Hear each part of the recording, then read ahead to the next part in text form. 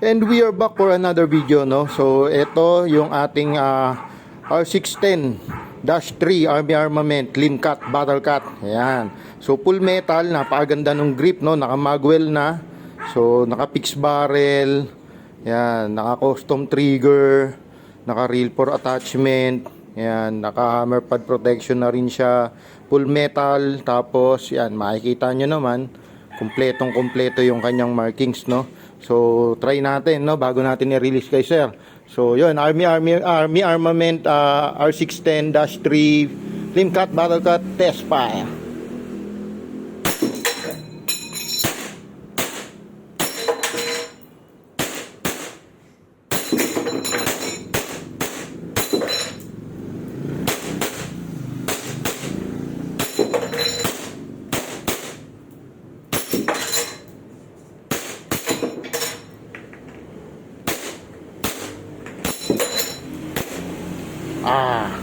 Yun, nag-slide lock na mga boss. Pag nag-slide lock na po, ibig sabihin wala na po siyang bala, no? So remove the magazine, release the slide, and hammer down. So maraming salamat, bossing. Padala namin ngayon, send ko sa iyo yung tracking number later.